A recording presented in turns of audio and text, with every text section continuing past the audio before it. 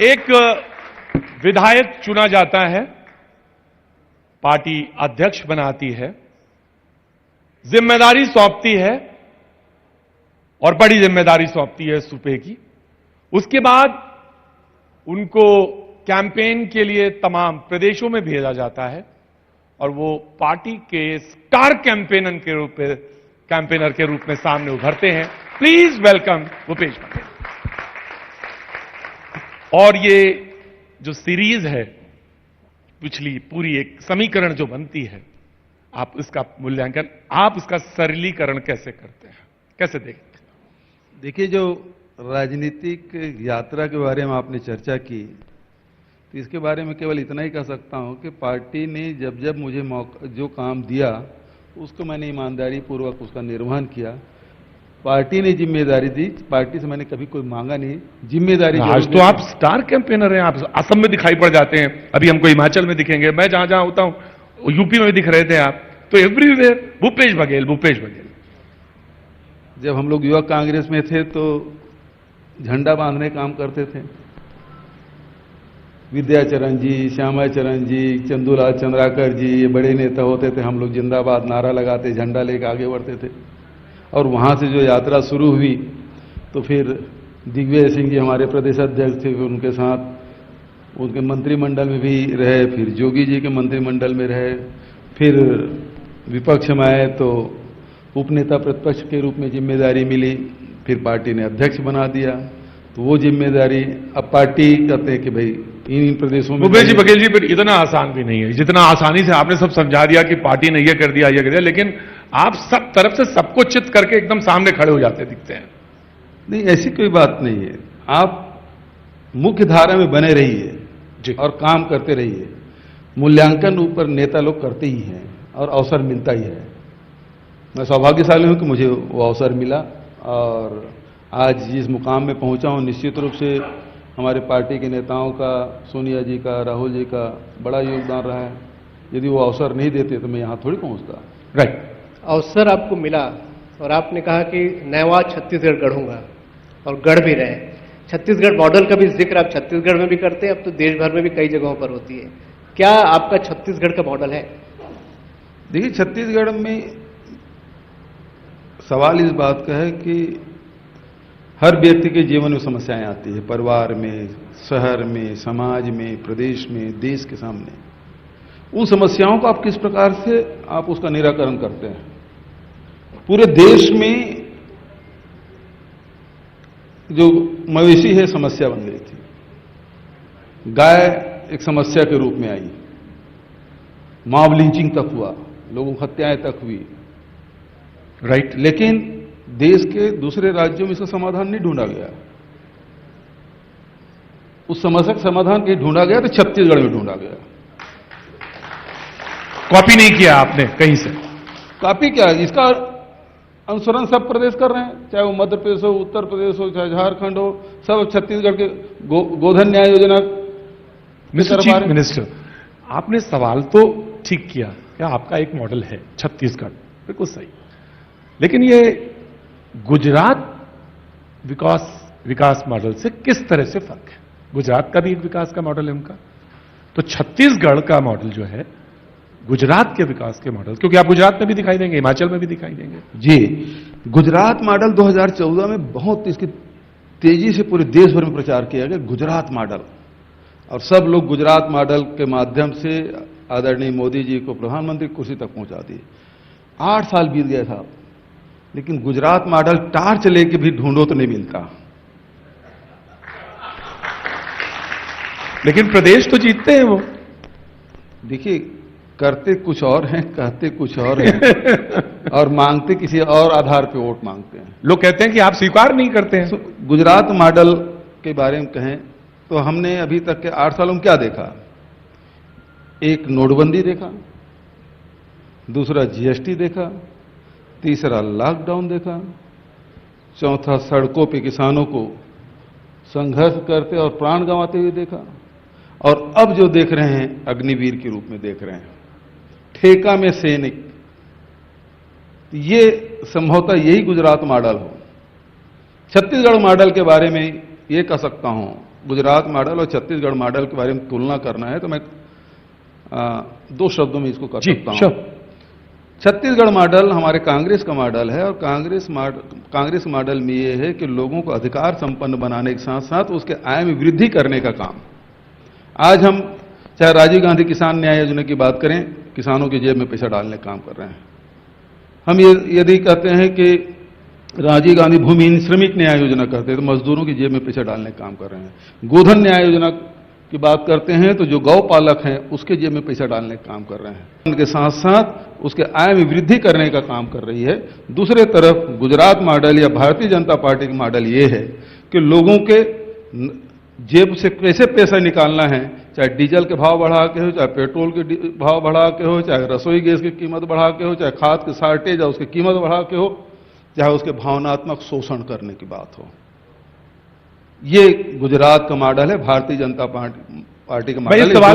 मैं इस सवाल पे फिर से लौटूंगा, लेकिन मैं एक सवाल आपसे पूछा जाऊंगा। जब चुनाव हुए पिछले, आपकी सरकार बनी, कांग्रेस की 2 जगह और बनी, लेकिन अब एक जगह है, दिखती है, राजस्थान।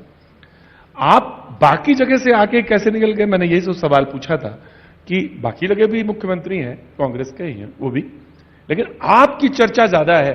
जहां चुनाव होता है आपको स्टार कैंपेन, तो नाउ आप कांग्रेस में एज अ पार्टी में आपका कद, रुतबा, भाई साहब चमक, इसका जवाब मैं कैसे दे सकता हूं खुद? क्यों आपको स्वीकार करने में क्या, जब आप इतनी चीजें योजना कर रहे हैं? इस बात को तो पार्टी बता पाएगी या वहां के जो प्रदेश के नेता है वो बता पाएंगे या कार्यकर्ता बता पाएंगे। मैं कैसे बता सकता हूं? मैं कैसे अपने आप का आकलन कर सकता हूं? एक बड़ा कारण इसका यह भी है कि बोलते हैं बीजेपी के हथियार ही आप उस पर इस्तेमाल कर देते हैं। जी, बीजेपी का हथियार ही आप इस्तेमाल करते हैं। राम वनगमन की बात कर लें या कश्मीर फाइल उठा तो आपने कह दिया कि चलो कश्मीर फाइल दिखाते हैं सभी को, या भेंट मुलाकात आमतौर पर विपक्ष पूरे प्रदेश में घूमता है, उसकी जगह आप ही पूरे प्रदेश में इस वक्त दौरे कर रहे हैं। भारतीय जनता पार्टी, देखिए इनके पास तो कोई विचार है ही नहीं।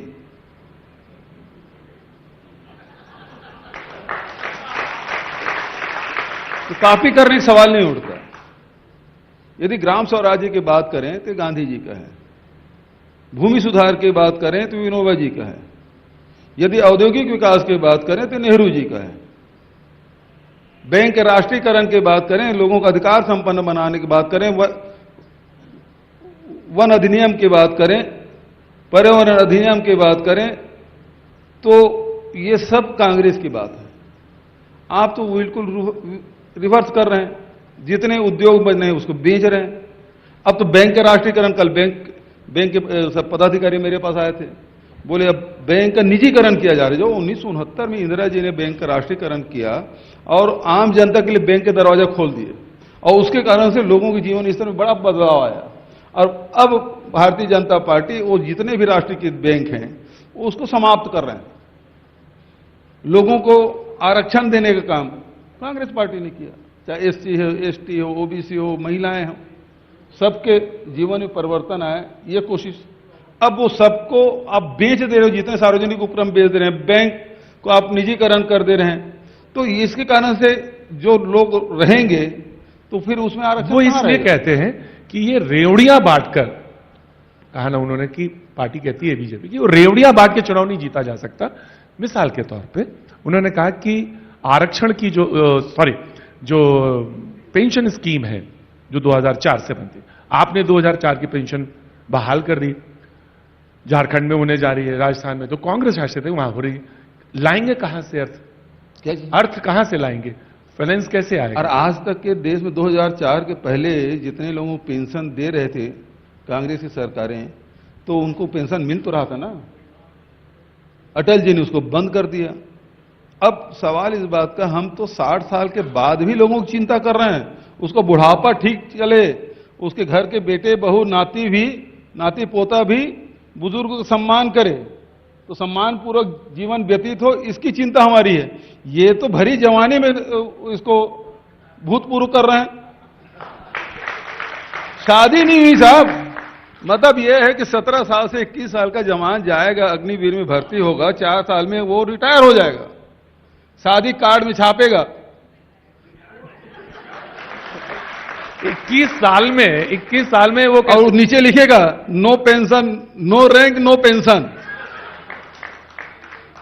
बहरहाल आप इसको ऐसे रख सकते हो, पर उनको समीकरण वो ऐसे रखते हैं कि 21 साल की उम्र में 12 लाख रुपए।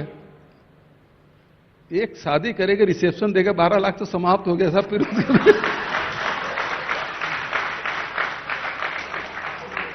उसके बाद क्या? आपने अभी कहा जी, कि बीजेपी का कोई विचार नहीं। कहां है बताइए? वो कहते हैं आपका विचार है और आप तुष्टीकरण करते हैं। हमारे विचार हैं। देखिए, हम तुष्टीकरण नहीं करते। हम तो भारतवर्ष के जो परंपराएं हैं उसका निर्वहन करने वाले लोग हैं। आप देखिए, अहिंसा की बात, अहिंसा कोई महात्मा गांधी ने नहीं कही, महात्मा भगवान बुद्ध ने कही। अनेकांतवाद कोई गांधी जी का दर्शन नहीं है, ये दर्शन महावीर का है। सभी किसी भी पंथ से, किसी भी तंत्र से आप प्रार्थना करिए, एक ही ईश्वर को प्राप्त करेंगे। ये गांधी जी ने नहीं कहा। इसको कहने वाले कौन है? परंपरा।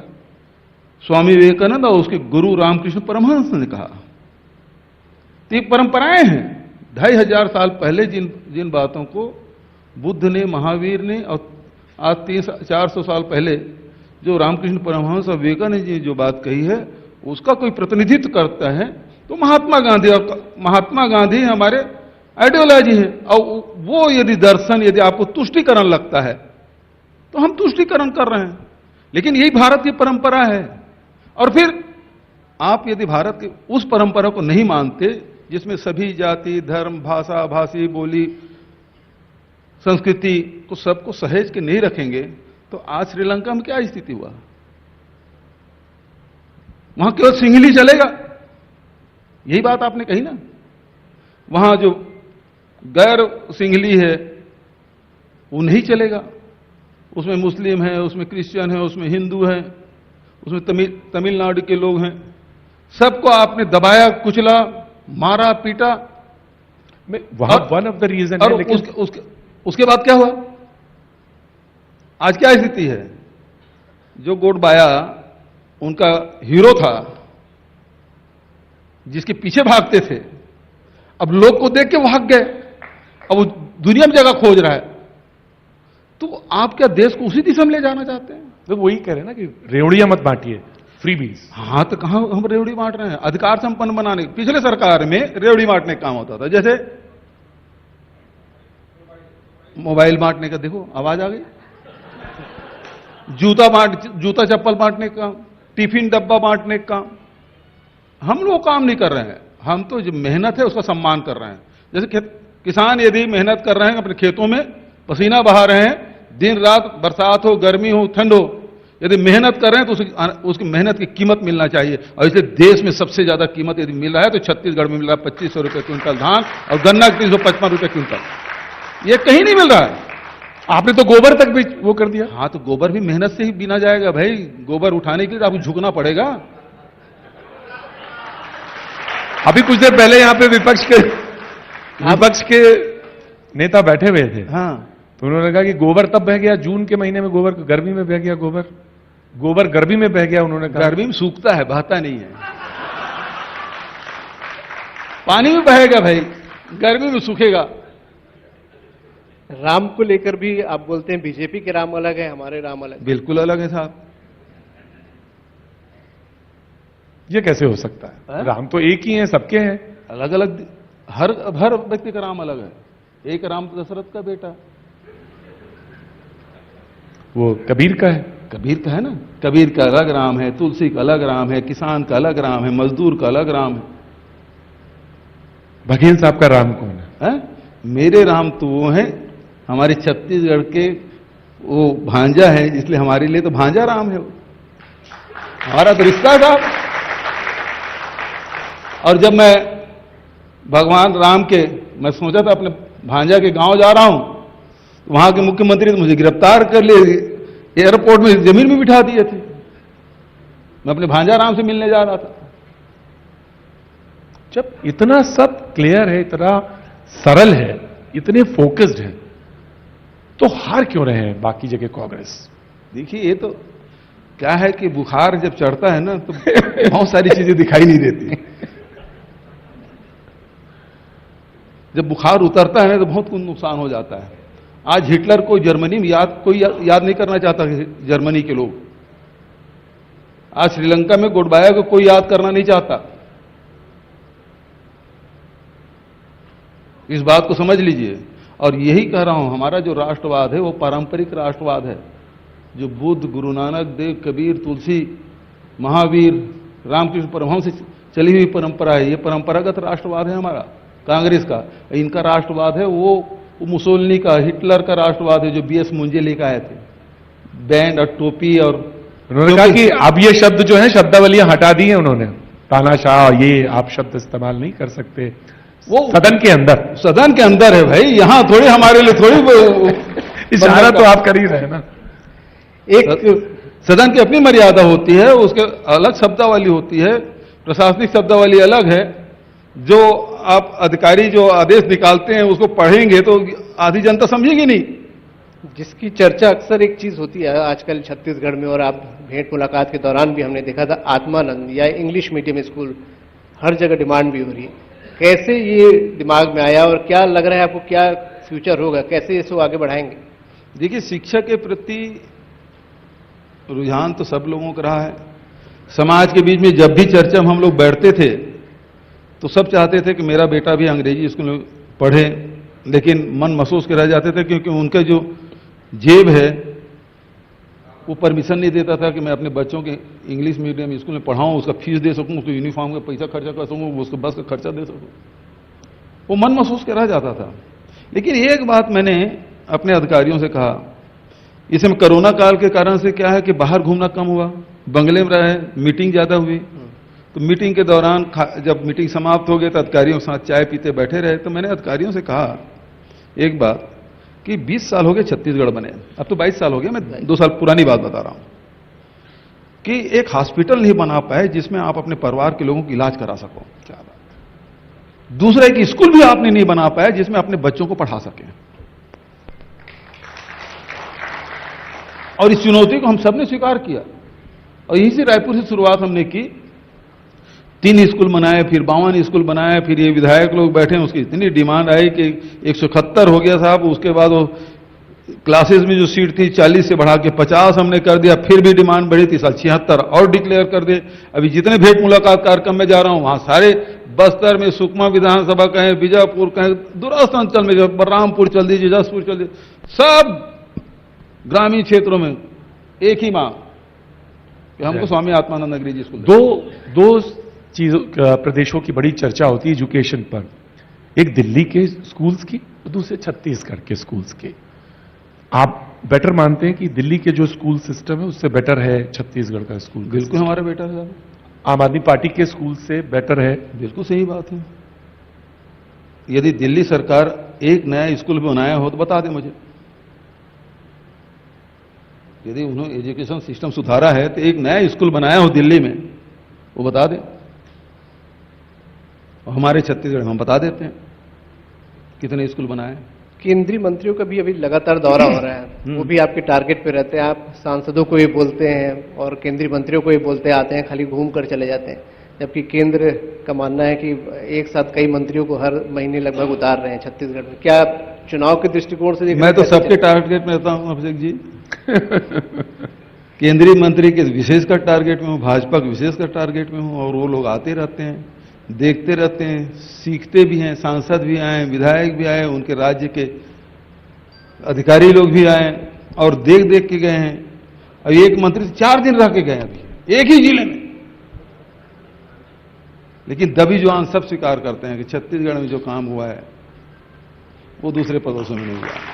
बहुत जल्द चुनाव में भी जाने आप, तैयारियां तो आपने पहले शुरू कर दी है, लेकिन एक और नई पार्टी इस वक्त थोड़ा उथल पुथल मचाने के मूड में दिख रही, आप पार्टी को लेकर। आपको क्या लगता है छत्तीसगढ़ में किस तरीके का भविष्य? क्योंकि एक जोगी कांग्रेस थी, वो फिलहाल अस्तित्व की लड़ाई लड़ रही है, आपने बची खुची सीट भी ले ली होंगी। आपको दिखाई दे रहा है क्या इस वक्त? आप बताइए, आपका क्या समीकरण, आप क्या नहीं, जोगी कांग्रेस का तो समझ आता है और खुद भी बोलते हैं कि वो धीरे धीरे सिमट रहे हैं। लेकिन जिस पार्टी के बारे में आप बात करें वो दिखाई देता है कहीं पे? तो यही बात जब दिखाई नहीं दे रहा तो चर्चा क्यों? यही बात वो उत्तराखंड में कह रहे थे, लेकिन फायदा उसका बीजेपी को मिल जाता है। हाँ, तो उसकी बी टीम तो है ही। वो वहां जहां जाते हैं जहां कांग्रेस मजबूत है, गोवा जाएंगे, अभी गुजरात जाएंगे, उत्तराखंड गए, है ना जी। तो वो वहां जाते हैं जहां भाजपा का नुकसान ना हो, कांग्रेस को नुकसान हो, वो वहीं जाते हैं, उसके अलावा और कहीं नहीं जाते। भूपेश बघेल जी, आपको भाजपा के एक चेहरे को लेकर भी आप अक्सर सवाल उठाते हैं कि भाजपा के पास कोई चेहरा नहीं है। हाँ, छत्तीसगढ़ में नहीं जी, है जी, कैसे बोलते हैं आप? किसको? रमन सिंह 15 साल तक उस चुनाव लड़े हैं। अब ये अलग बात है कि उसके पुरंदेश्वरी उसको मानती नहीं है, अलग बात है। 15 उसके चेहरे रहे, रमन सिंह जी रहे, ब्रिजमोहन जी रहे, राजेश मूणत जी रहे, अमर अग्रवाल रहे, प्रेम प्रकाश पांडे रहे, इतने चेहरे हैं, उसको बोलते चेहरे कैसे नहीं है? हैं, लेकिन उसी पार्टी के लोग नहीं मानते। तकलीफ इस बात की। लेकिन कांग्रेस में ये मानते हैं, आज 10 जनपद के आप बिल्कुल नजदीक माने जाते हैं, आपकी बात लोग तो बड़ी वजनदार मानते हैं, लोग वजनदार कहते हैं। इन 3.5 साल में आपकी जो एक प्रोग्रेस रिपोर्ट है वो भी एक सामने है। लोगों ने कहा कि जो अलग करती है बाकी लोगों से भूपेश बघेल को, वो कोई एक चीज तो होगी, या डिलीवरी के या डिलीवरेंस है, या तो नीतियां हैं, या बात है, कहने की स्टाइल है, या क्या है? क्यों सबसे अलग कर रही है चीज भूपेश बघेल को? बार बार आप ये सवाल मेरे बारे में मुझसे सवाल पूछते हैं, ये सबसे कठिन सवाल है। ये सवाल सामने बैठे हुए लोगों से पूछते तो ज्यादा बेहतर जवाब देते। मैं अपने बारे में अपना क्या आकलन करूंगा? दूसरे से अलग मैं कैसे हूं, मैं कैसे बता सकता हूं? मैं भी जनसाधारण जैसा ही हूं, जो आम छत्तीसगढ़िया है उसी प्रकार से मैं भी एक छत्तीसगढ़िया हूं।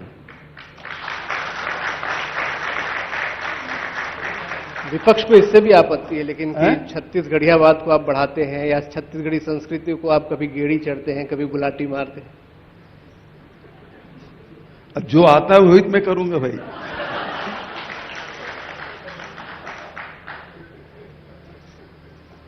मुझे हल चलाना आता है, मुझे गाय दूना भी आता है। वो सब काम गांव में मैंने सीखा है। खेती किसानी करता था, कभी ट्रैक्टर ड्राइवर नहीं है तो ट्रैक्टर भी चला लेता था, कभी नौकर नहीं आया तो हल भी चला लेता था, कभी दूध दोहने वाला नहीं आया तो दूध भी दूह लेता था। तो वो तो गांव में होती है सब व्यवस्थाएं, और वो सब चीज सबको आता है, तो मैं भी सीख लिया। तो उसमें उसको तकलीफ क्या है? मैं इसलिए नहीं सीखा हूं कि मैं एक समय होगा जब मैं राजनीति में जाऊंगा और मैं विधायक का चुनाव लड़ूंगा, फिर मुख्यमंत्री बनूंगा, इसलिए मैंने नहीं सीखा। वो स्वाभाविक रूप से हम सीखे हैं, गांव के रहने वाले हो, जब जानते हैं। अच्छा, बहुत सारे सवाल हो गए, मैं थोड़ा सवाल नीचे कर देता हूं। चलो ठीक है। बहुत सारे एक ही सवाल, दवा दंदना और जवाब देने वाला एक ही आदमी, क्या ये अच्छा नहीं, 2 लोग बैठे हैं जी। जब खाली होते हैं भूपेश बघेल जी, तो क्या होते हैं?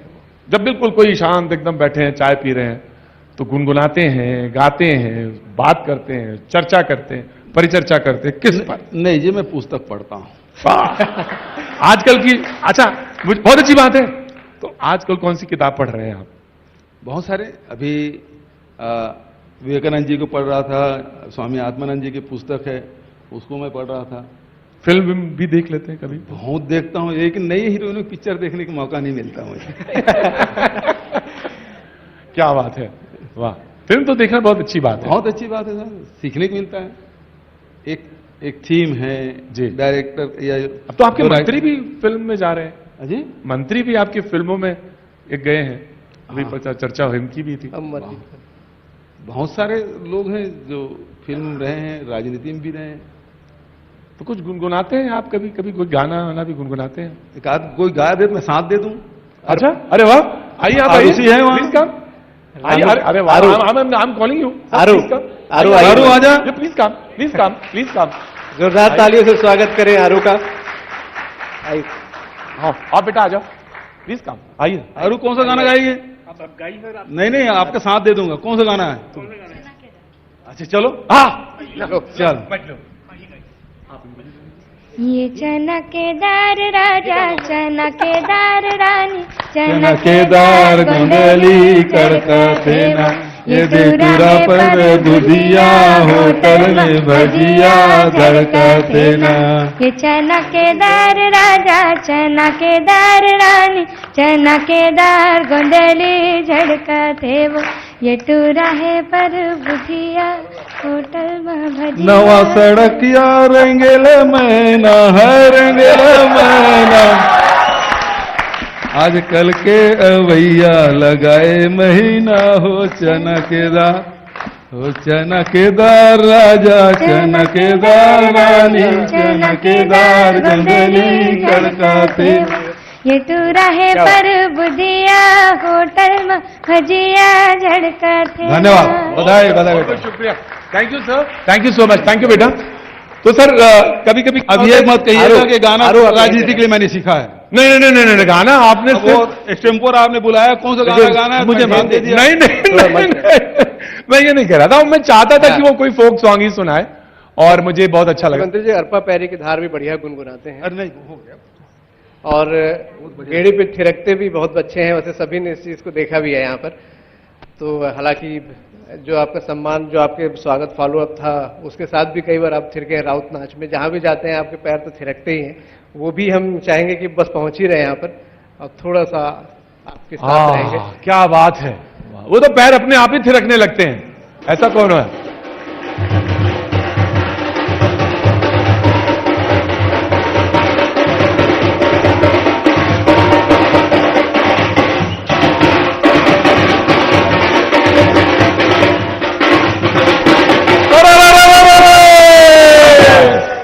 क्या बात। सरसों फूले घमाघम सी फूले सफेद रे, और बालकपन में क्यों रे बजे जवानी हो गए भेद रे।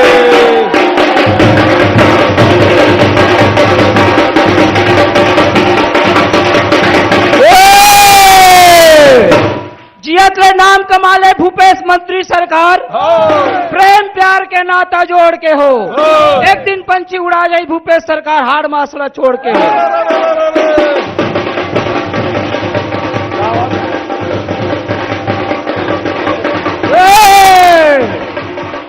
गावे कोटिया गायम लड़ाई भैया और मैडम लड़ाई किसान। राजनीति में भूपेश बघेल लड़ाई भैया जीव रहा है जाए।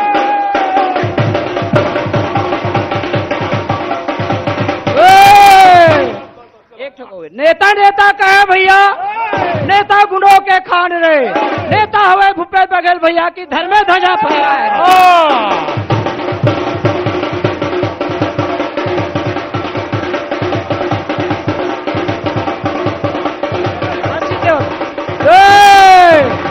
जोगी के टिकुलवा भैया यहीरा के आशीष हो।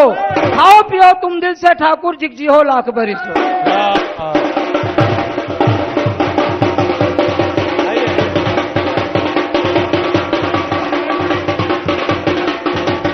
अरे राम हो, अरे अवल कथे कुछ कहीं भैया, एक कथे अंबर हो। ये ऐसा मुख्यमंत्री नो है, ये पूरा भारत के है एक नंबर हो।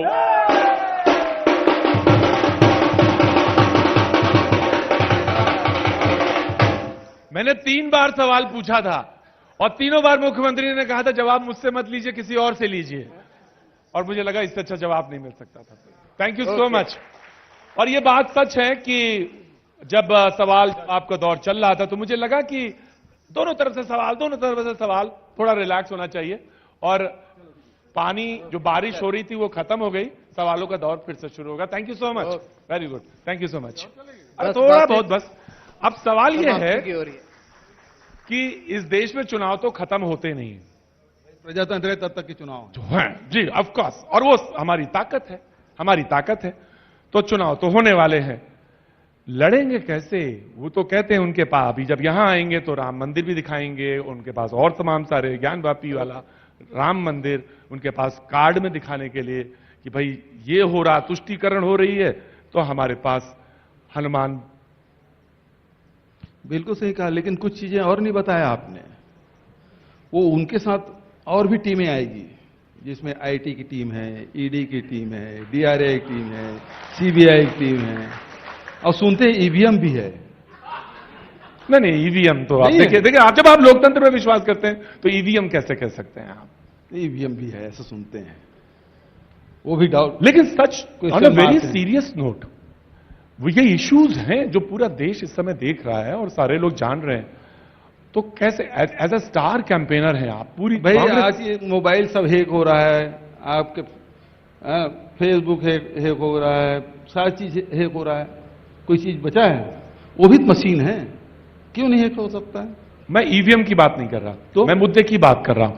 आप उन मुद्दों से कैसे फाइट करेंगे किनसे? जिनकी जिनकी चर्चा पूरे देश भर में हो अरे रही है? वो वहां की चिंता अलग बात है। नहीं, यहां पे तो चुनाव होगा। छत्तीसगढ़ में ये सवाल भारतीय जनता पार्टी से करिए कि ये छत्तीसगढ़ में कांग्रेस की सरकार है और जो काम किए हैं उसके पास, आपके पास क्या मुद्दे हैं?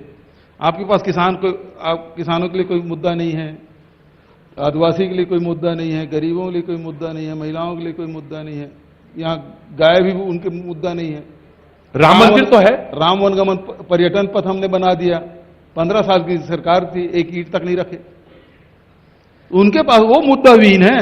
भाजपा जब पिछली बार हारी थी तो बोलती मैनिफेस्टो की वजह से हार गई। आप लोगों का जो मैनिफेस्टो बड़ा मस्त था, और कितने आपको लगता है वादा पूरे हो गए उसमें? वो भी एक चर्चा रहती। करीब 80% के आसपास वादे हमने पूरे कर दिए। कौन कौन से आपको प्रमुख जिनको लगता है प्रमुख कि रूप से देखिए, हमने ऋण माफी कहा था, 25 रुपए क्विंटल में धान खरीदने की बात कही थी हमने।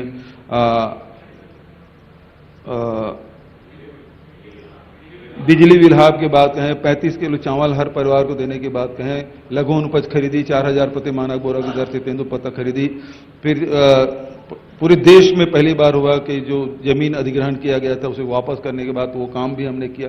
तो ऐसे वादे, शहर में भी जो वादे हम लोग किए थे, छोटे भूखंडों की बिक्री में खोलने की बात है, ये सब वादे हमने किए थे, वो सब चीज हमने पूरी किए। उसके अलावा जो काम किए हैं, गोबर खरीदने का वादा हमने नहीं किया था, स्वामी आत्मानंद अंग्रेजी स्कूल की बात हमने नहीं की थी, हमने हाट बाजार क्लिनिक योजना की बात नहीं की थी, मेडिकल मोबाइल यूनिट की बात नहीं की थी। वो सारी चीजें हम कर रहे हैं जो लोगों को मिल रहा है। एक स्टेटमेंट आपने दिया, उत्तर प्रदेश में बुलडोजर का इस्तेमाल घर तोड़ने के लिए किया जाता है, छत्तीसगढ़ में राहुल की जान बचाने के लिए किया जाता है। सही बात है। आप किसी घर तबाह करने के लिए, हम किसी घर बचाने के लिए। आग तो आग है साहब, आप उसके किसी घर का आग लगा दीजिए, किसी घर में उजाला कर लीजिए। बुलडोजर तो बुलडोजर है, वो तो चलेगा। अब वो सवाल इस बात का है कि राहुल साहू की जान उसकी बचा लो उसी बुलडोजर से, या किसी घर को तबाह कर दो, वो तो आपके हाथ में। लेकिन कुछ लोग तो सुप्रीम कोर्ट गए, वहां जवाब हुआ, सुप्रीम कोर्ट ने कुछ नहीं बोला। देखो, इस संविधान ने सारी व्यवस्थाएं की है, कार्यपालिका है, न्यायपालिका है, विधायिका है, सबकी अपनी जिम्मेदारी है, और किसी के क्षेत्र में अतिक्रमण हमको नहीं करना चाहिए। आप कैसे जज बन सकते हैं? कोई विधायक है, मंत्री है, मुख्यमंत्री, वो जज कैसे बन सकता है, फैसले कैसे कर सकता है? वो तो न्यायपालिका करना है, और बिना न्यायपालिका फैसले का आप किसी के मकान कैसे तोड़ देंगे? आप एफआईआर दर्ज कर दीजिए, उसमें कार्रवाई कर दीजिए, और दूसरे सामने वाले को सुनने का अवसर, उसको अपनी बात कहने का अवसर दीजिए। बिना अवसर दिए आप फैसला कर देंगे, ये तो तानाशाही है ना। ये तुष्टीकरण है। आप एक वर्ग तुष्ट कर रहे हैं, उसको अपने तरफ खींचने के लिए। आप किसी, मैं तिवारी के घर को तबाह कर दूं तो शुक्ला जी खुश हो जाएंगे, सिंह साहब खुश हो जाएंगे, इसलिए उसका घर तबाह कर दूंगा। यू आर सेइंग कि ये हिंदू तुष्टीकरण है? बिल्कुल नहीं, तो क्या है? ये हिंदू तुष्टीकरण। हाँ, you are saying that this is Hindu तुष्टीकरण। तुष्टीकरण। उदयपुर आप एक, हाँ, उदयपुर में वाली घटना जो हुई थी, उदयपुर के घटना ही पूरा प्रायोजित लग रहा है, क्योंकि जो मरा, जिसकी हत्या हुई वो भारतीय जनता पार्टी का, जो मारा वो भारतीय जनता पार्टी का, जो उकसाने वाला है वो भारतीय जनता पार्टी का। तो प्रायोजित नीति क्या है? मध्य प्रदेश में कमलनाथ जी ने भी कहा, ये पत्थरबाजी जो हो रहा है ये पेमेंट सीट वाले हैं, पेड वर्कर है, इसका जवाब नहीं दिया। पूरे देश में ये लोग बंद कराए, छत्तीसगढ़ में बंद कराया, उदयपुर की घटना को लेकर सबने बंद किया दुकानें। वो हत्याएं, बर्बर हत्याएं, ये सभ्य समाज कभी इजाजत नहीं देती इस प्रकार से कोई गलत गिरफ्त के हत्या कर दे। ये सभ्य समाज में बिल्कुल स्वीकार्य नहीं है। लेकिन जब ये पता चलता है कि भारतीय जनता पार्टी कार्यकर्ता है हत्या करने वाला, तो भारतीय जनता पार्टी के लोग चुप क्यों है? वो तो सब जुडिस है, तो सब जुडिस है, तहकीकात। अब सब जुडिस हो गया साहब। भारतीय जनता पार्टी के नेता के साथ फोटो है, उसकी सदस्यता रसीद है, वो सब जुडिस कैसे हो जाएगा? उसमें बंद कराने समय सब जुडिस नहीं था। रायपुर में जब गली गली घूम के बंद करा रहे थे तब मामला सब जुडिस नहीं था। अब जब उसकी सदस्यता की बात आई तो सब जुडिस हो गया। ये कैसा? वो कहते हैं कि एक पॉपुलर लीडर है, उसके साथ बहुत सारे लोग फोटो खिंचवाते हैं, वो भी खिंचवा सकते हैं। तो मेंबरशिप की रसीद कैसे हो सकता है?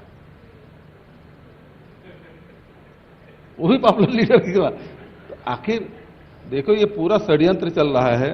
जब जब भी ऐसा मौका आता है तो लोगों की भावनाओं के साथ, मैं शुरू में बोला कांग्रेस जो है लोगों को अधिकार संपन्न बनाने का काम करती है। छत्तीसगढ़ में कांग्रेस की सरकार है, लोगों को जेब में पैसा डालने का काम कर रही है। भारतीय जनता पार्टी वो शक करती है, खींचती है पैसा, पेट्रोल डीजल रसोई गैस खाद की कीमत बढ़ा के, उसी प्रकार से भावनात्मक शोषण करके ये सरकार बनाती है। एक बड़ा मुद्दा जो हमेशा चर्चा में रहता है, जिसमें आप लोगों को काफी नुकसान हुआ था, झीरम का। झीरम की जांच को लेकर अभी भी सब इंतजार कर रहे हैं, वो बार बार अटक जाती है। सीधी सी बात है कि झीरम की जांच को कौन प्रभावित कर रहा है? सेंट्रल गवर्नमेंट, एनआईए उसके अधीन में, वो जांच कर नहीं रही। हम मांग रहे हैं, वो जांच हमको दे नहीं रहे, केस को हमको वापस नहीं कर रहे हैं। कोर्ट में जाते हैं तो भारतीय जनता पार्टी के लोग खड़ा होकर बोलते हैं इसकी जांच नहीं होनी चाहिए। क्यों जांच नहीं होनी चाहिए? उसकी सरकार खड़ी हो जाती है। दूसरा एफआईआर करो तो उसमें सरकार उसके वकील खड़े हो जाते हैं, इसमें नहीं होना चाहिए।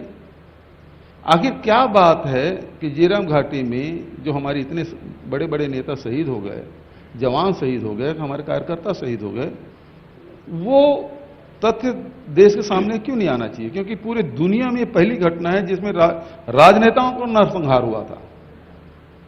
वो तथ्य जनता के सामने क्यों नहीं आना चाहिए? तो भारतीय जनता पार्टी की जो सरकार है वो रोकती क्यों है? सवाल तो इस बात का है। तो आप सरकार में है? ये नहीं है, मेरे अधीन नहीं है ना, राज्य सरकार के, भारत सरकार के अधीन में है। जांच तो वो कर रही थी, अब वो जांच कंप्लीट कर ली। तो हमने कहा उसको, भाई तुम्हारे जांच में कुछ हुआ नहीं, निकला नहीं, है ना। जो वहां थे एसी ठाकुर, वहां उस झीरम घाटी में थे, वहां उसके शरीर में अभी भी नक्सलियों के चलाए हुए गोली और उसके छर्रे उसके शरीर में है।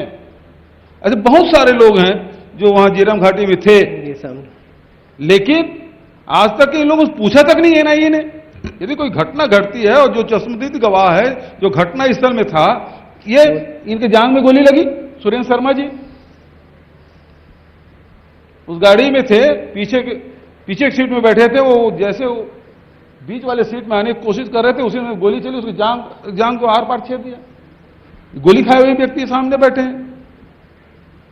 कितने लोगों से एनआईए ने पूछताछ की? मतलब कोई घटना घटती, साधारण थानेदार भी, थाना क्षेत्र में यदि कोई घटना घटती, थानेदार जो दोनों पक्ष सुनते हैं, वहां जो घटना में स्थल में रहते हैं उनसे उनकी सूचीबद्ध करते हैं, उनसे पूछताछ करते हैं कि घटना किस प्रकार से घटी। यहां तो जो प्रभावित हैं उनसे तक, अभी हमारा राज्यसभा सदस्य फूलोदेवी नेता, वो भी उस घटना में थी, आज तक एनआईए उसे पूछताछ तक नहीं की है। 2013 घटना, 2022 9 साल बीत गए, लेकिन आप जो घटना स्थल में थे उनसे पूछताछ नहीं की, तो निष्कर्ष में कैसे पहुंचेंगे? इसका मतलब क्या है? प्रधानमंत्री जी ने धमतरी में कहा था 15 दिन के अंदर में जो अपराधी है वो जेल के शिक्षकों के पीछे रहेगा। अब 15 दिन तो आप बोल दिए साहब, 9 साल बीत गए, कहां है ये? नहीं, इतनी बड़ी एजेंसी है। पुलवामा में तो वो जवान हमारे शहीद हुए, वो 350 किलो आरडीएक्स आया कहां से, वो भी नहीं बता पाई साहब।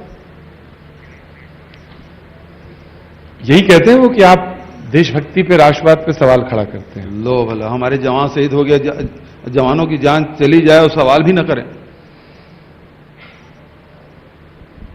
वो जवान हमारे भी हैं, सबके हैं, देश के हैं, बिल्कुल, नो डाउट, है ना जी। और उसके एक जवान तैयार करने में देश के कितना खर्च होता है, और उसकी जान चली जाए, उसकी भरपाई कभी हो सकता है? नहीं, नेवर। और उसकी जान ऐसी चली जाए तो सवाल तो खड़े होंगे ना। जी मुख्यमंत्री जी, हाँ जी। एक जहां भी कहीं आप जाते हैं, एक डायलॉग की बड़ी उम्मीद सभी को होती है। मैं चाहूंगा कि आखिरी में वो डायलॉग आप जरूर बोले, और मेरे ख्याल से आप सभी सुनना भी चाहते हैं। भैया जी कहीं? अरे नहीं कौन सा वाला डायलॉग? भाई भैया जी कहीं, काका जी कहीं? क्या है? भैया जी भैया जी भैया जी कहीं भैया जी कहीं नहीं, आपका डायलॉग सब सुनना आपका- चाहते हैं, मैं सुनना चाहता हूं, मैं आना चाहता हूं छत्तीसगढ़ में अगस्त में आइए, आऊंगा आइए। मैं, और हफ्ता 2 हफ्ता रुकूंगा, बिल्कुल शो आइए करूंगा। काका अभी जिंदा है।